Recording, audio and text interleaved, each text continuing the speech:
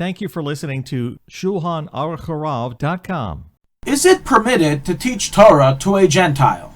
A Gentile acquaintance, a visitor, a guest, begins prodding and asking you questions about the Jewish religion, which its answers will entail you to elaborate on various Torah laws and Torah teachings. Is it permitted to be done?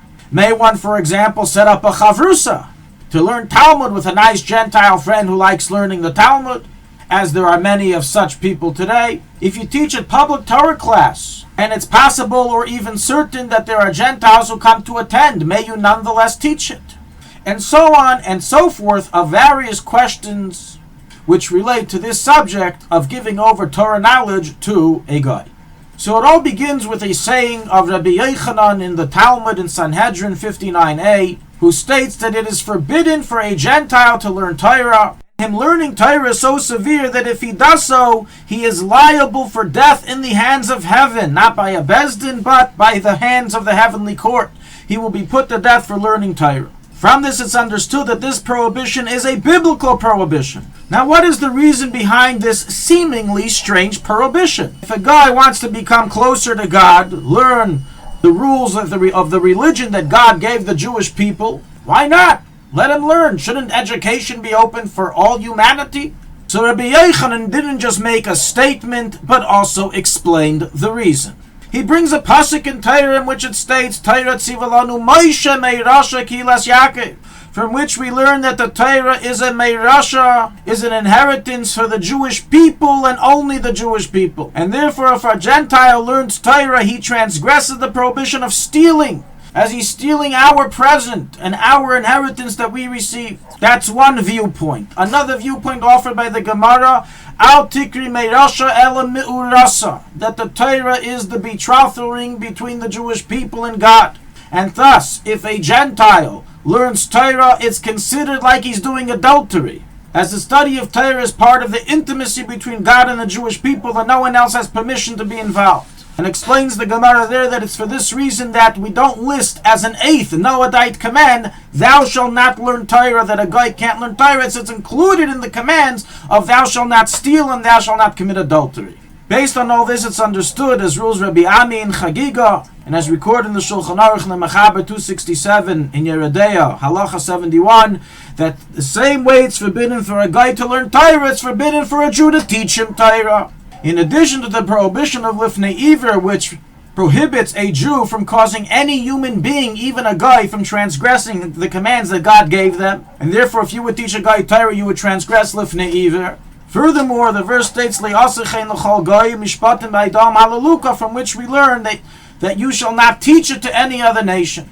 Now, while this is the bulk of the matter, there's still a number of factors that require clarification. How far does this prohibition of a guy learning and a Jew teaching him extend? What are the topics under prohibition? Any topic? Every topic? What if I'm teaching him or I'm explaining to him something for the sake of peace, to avoid enmity and anti-Semitism?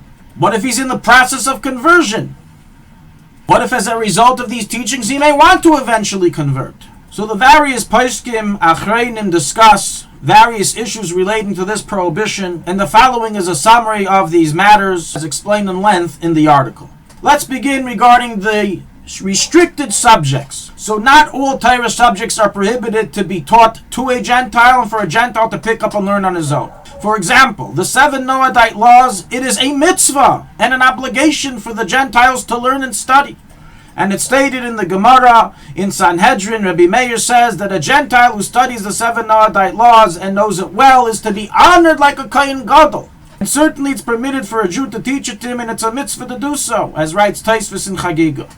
And so rules the Igros Moshe, and so is the final ruling, despite dissenting opinions. The Rebbe in Likutei Sichos has a great novelty on this latter matter that we just explained, and that it's not only that the guy is permitted and he's honored if he learns the 7 Noahidite laws, but he actually has an obligation of Talmud Torah, similar to a Jew's obligation for him to study his mitzvahs of 7 Noahidite laws. In other words, that he shouldn't only learn it for the sake of knowing what not to do, but he should learn it for the sake of learning Torah. And therefore it's permitted for a guy to delve deeply into these subjects in the form of pilpul, and to study the Talmudic sections that deal with this, and write Chidushei Torah on them. Now, even regarding non-seven Noahidite law topics, there's a discussion in the Poskim if the prohibition of him learning and teaching him Torah is only with the oral Torah or even with the written Torah.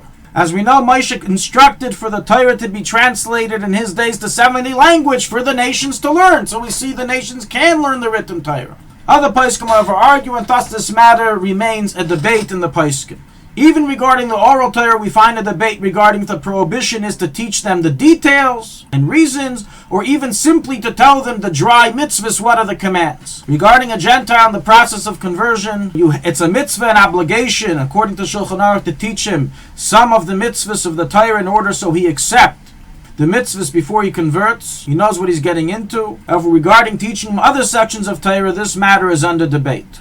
Likewise, it's under debate whether it's permitted to teach a Gentile Torah for the sake of perhaps sparking his interest in eventual conversion. Regarding answering a question to a Gentile and teaching him something in Torah for the sake of avoiding enmity and to keep the peace, then it is permitted to do so. However, to teach him an actual class, as opposed to simply answering a question, then this should only be done if not doing so can bring a danger onto the community and spread real anti-Semitism. Regarding a teacher teaching Torah to a group in which there may be a Gentile present, the Digros Moshe writes in the Tshuva that there's no prohibition in doing so, as your intent is only to teach the Jews and not the Gentile. Nonetheless, certainly you are not to invite a Gentile to your class or encourage his attendance or encourage him to address his questions to you during the class. Likewise, certainly a Jewish school or program is not to allow non-Jewish children to attend if Torah will be taught due to the reason of the prohibition that we mentioned and due to it leading to assimilation. Regarding printing books and uploading articles of Torah that are accessible also to Goyim,